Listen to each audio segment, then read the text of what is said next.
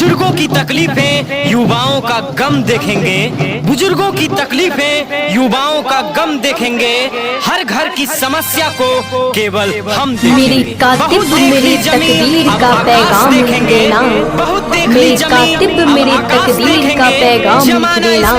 कहीं पे राम लिख देना, जी हाँ मेरे मतदाता साथियों, कहीं रहमान लिख देना। एक बार फिर से नरहट दक्षिणी मुझे मंदिर भी प्यारा है, मुझे मस्जिद भी प्यारा है, मेरे तन के जर्रे जर्रे पे हिंदुस्तान। आपके पंचायत का भविष्य चाहता हो और ऐसा काम करने वाला, ऐसा विकास करने वाला मात्र एक ही उम्मीदवार है, रंजीत चौधरी। जी हाँ मेरे साथियों, इनका चुनाव चिन्ह फ्रॉक छाप और कर्म संख्या 7 है। तो इस बार कर्म संख्या 7 और फ्रॉक छाप पर ही बटन दबाकर नरहट पंचायत दक्षिणी भाग से पंचायत समिति रंजीत चौधरी को ही बनाना। जी हाँ, शिक्षित, कर्मठ, सुयोग, संवेदनशील, संघर्षशील आपके भावी पंचायत समिति उम्मीदवार रंजीत चौधरी, जो आपके अधिकारों के लिए लड़ेंगे, आपके लिए लड़ेंगे और आपके हक के लिए लड़ेंगे। जी हाँ, नल, जल,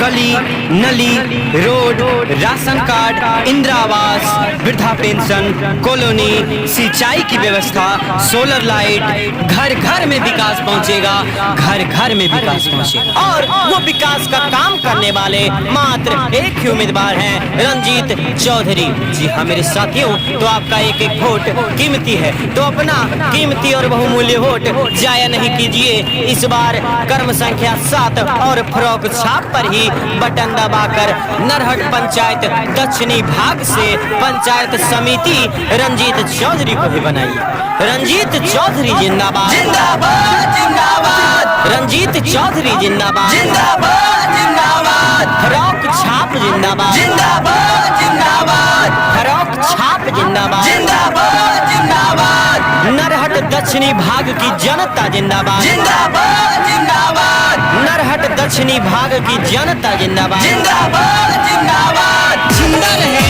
चाहे जान जाए, कि जिंदा रहे चाहे जान जाए, वो उसी को दो जो हमारे काम आए।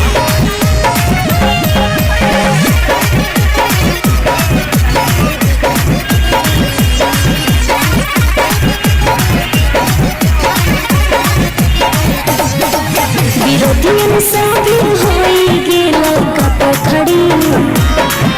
विरोधियन साथी होई गेल कत खड़ी, रंजित भैया के भुटवती हो पारा पारी, रंजित भैया के भुटवती हो पारा पारी, विरोधियन साथी होई गेल कत खड़ी, विरोधियन साथी होई गेल कत खड़ी, फ्रॉक छाप पर भुटवती हो पारा पारी, 7 नंबर पर भुटवती हो धाराधारी। जी हाँ, हर पल रहेगा एक ही प्रयास, हमारा हर पल रहेगा एक ही प्रयास, गांव की तरक्की और गांव का विकास।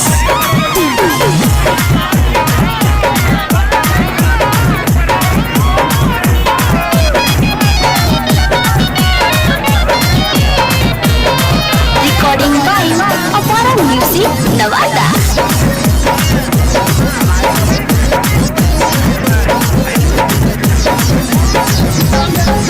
सभी विरोध में पसीना छुटते खड़ी खड़ी,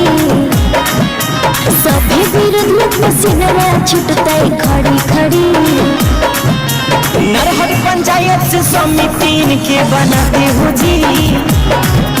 7 नंबर पर भुटवती हो धाराधारी, गरीब दुखियन के दूर कर बेरोजगारी, गरीब दुखियन के दूर कर बेरोजगारी, रंजित भैया के भुटवती हो पारा पारी, फ्रॉक छाप पर भुटवती हो अब की बारी। फानूस बन के जिसकी हिफाजत हवा करे, कि फानूस बन के जिसकी हिफाजत हवा करे, वो सम्मा क्या बुझे जिसे रोशन खुदा करे।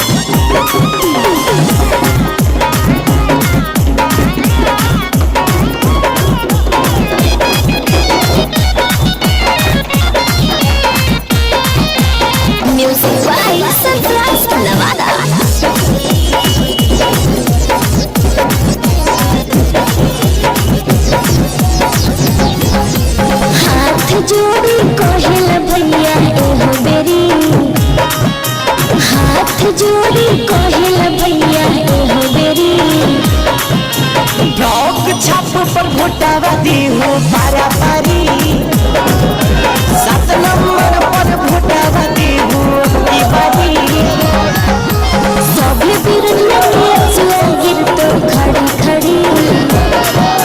सभी बिरला के अचुआ गिर तो खड़ी खड़ी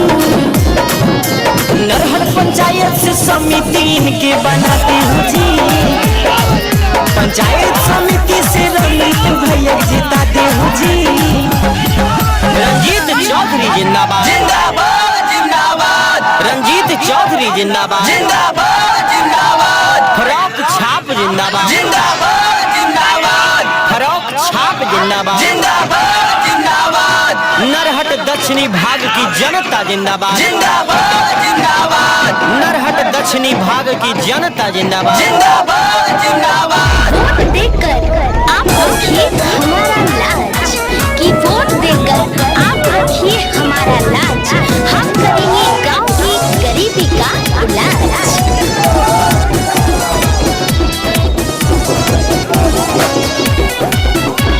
recording by Apara music Nawada जनता के बाटे नारा रंजित भैया जीतिए हमारा लड़का से आन मिलके इनका के देता सहारा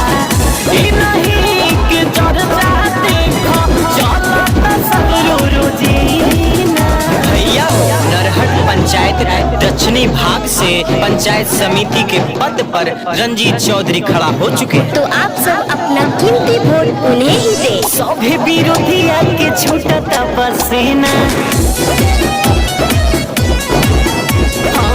सभी विरोधिया के छूटता पसीना म्यूजिक बाय सरफराज नवादा ए सचा की विचार अरे विचार की रहते बउआ अबरे दबे रंजीते बेटा के देना है वोट हाँ चाचा ठीक है कहो हमको उनके ही वोटवा दिया सुनो चाचा चाची तोनी दिहा ध्याना सुनो चाचा चाची तोनी दिहा ध्याना रंजित भैया के भोटवा दिहा माना मोदी कहना छाप निसनवा ए चाची अबरी वोट रंजीते चौधरी के देहो खल अच्छा ठीक है बेटा उनके देवे वोटवा सबका सिकर तानी कही रजिया सुना चाचा चाची तनी बतिया हमर इनका के एक बिर समिति बना दो केहू नहीं रही चाचा अब की अच्छा ए चाचा अबरी वोट रंजीते भैया के देहो खल जानो उनकी चुनाव चिन्ह है फ्रॉक छाप है और कर्म संख्या 7 है ठीक है उनके वोट दबे आओ की करबे विजय के लहरा